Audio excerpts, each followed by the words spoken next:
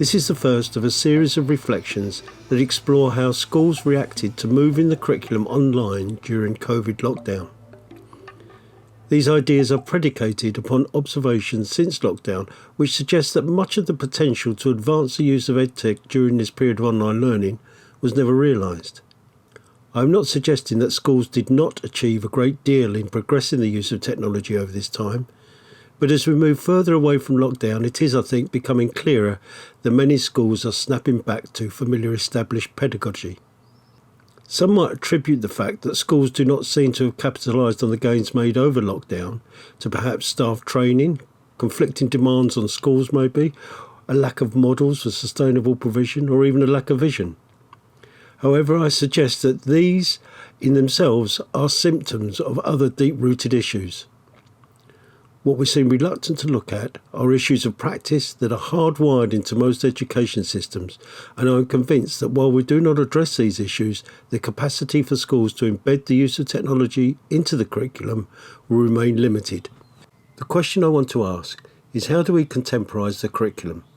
How do we ensure that teachers, when planning learning, have the resources and pedagogical tools that take advantage of the new technology offered? I believe that we need to engage in a process of review of the way that we acquire, curate and use curricular resources if we're to expect schools, or more specifically teachers, to fully engage with the EdTech available. What I want to describe is the need for a process of remediation. I should explain that I was recently introduced to a use of the word remediation that was unfamiliar to me by Sam Wilkins at Bath Spa University. It is a common enough term in education. We tend to use it in the context of rectifying a problem or addressing deficiency. But there is another less familiar use of the word that is commonly applied by people like Sam who work in the field of digital arts. When Sam refers to remediation, he uses the word to describe the process of translating content from one medium into another as an act of contemporisation. So in this sense, a painting may be remodelled as digital animation, or an analogue film remediated as an interactive digital video. As we might see in the case of a painting remediated as an animation, where the process requires new creative skills of the artist, new technology to support the functionality of the work, new modes of engagement for the viewer, and new contexts in which to present the work, so in education, such a transformation is not just a matter of turning a worksheet into a digitally presented slide deck. The project is much wider than that and requires attention to skills, functionality, engagement and context for the remediation to be successful. So I want us to think about whether this is a process that we need to engage with and how that might happen. I'll talk about the payoffs in a future publication, but for the moment I want to stay focused on how our current state may interfere with any aspirations in this area. When I visit a school to train staff in the use of technology, training that usually includes the introduction of structures for the shared storage of resources, I often ask how old the school is. I then ask the group if they're excited at long last having somewhere they can file all those resources they have accumulated over the years. The question is purposely provocative, as I have yet to walk into a school that curates the resources that staff create or collect over an extended time. I know there is no collection of resources, but why not? It seems perfectly reasonable to me that schools might maintain libraries of the resources collected and used by staff. And we know that over the past 30 years or so, this has been made easier for teachers to do through the introduction of digital productivity tools. Yet in most cases, the school does not act in a way that indicates ownership of these materials or exercises any responsibility for looking after them. The problem with this is that when you move the curriculum online, the demand for digital resources goes up. And this fact has limited many teachers' opportunity to move from the traditional synchronous activities of the classroom towards adopting asynchronous pedagogies. And by the way, we know that they struggle with this because of the issues reported by many in retaining pupil engagement during lessons. When teachers complain that pupils are turning off their cameras and microphones during lessons, they are complaining that they have lost that synchronous relationship with their classes. Resources are then important to provide teachers with asynchronous options when they are planning learning experiences. They provide the option to guide, instruct and stimulate pupils without the teacher being present.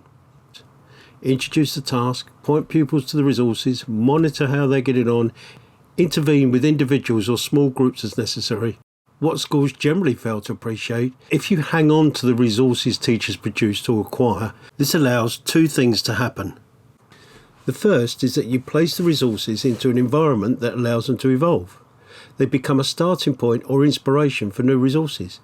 A teacher may like the format or the activity or the content, and in their digital form these can be edited to suit the needs of the teacher.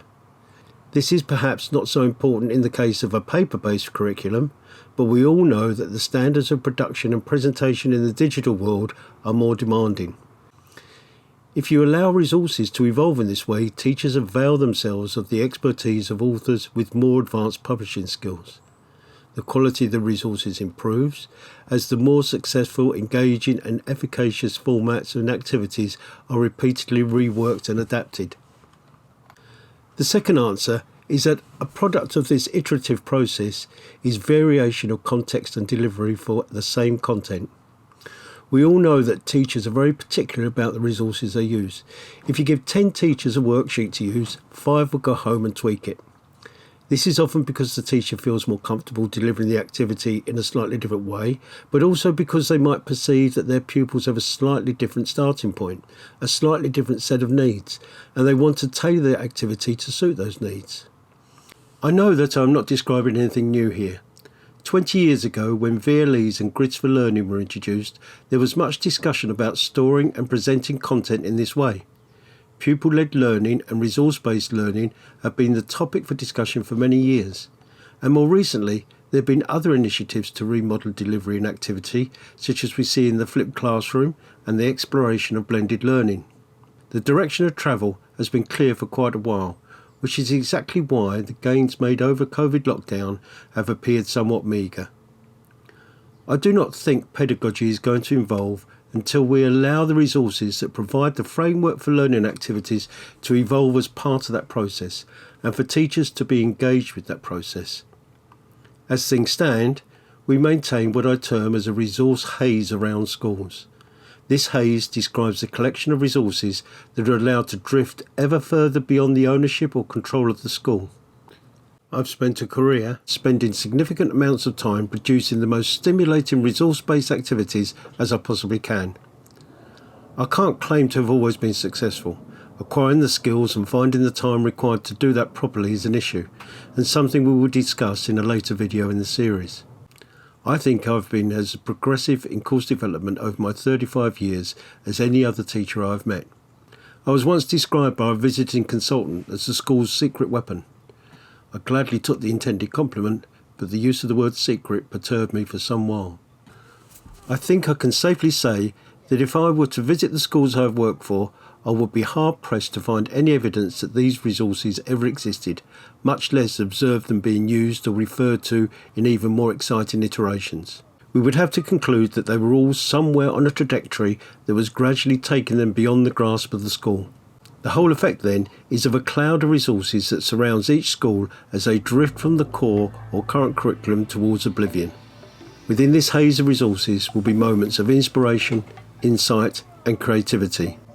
Should we interrupt this entropic process, we would have a much more useful starting point to embark upon the process of remediation, and this will be the focus for my next presentation.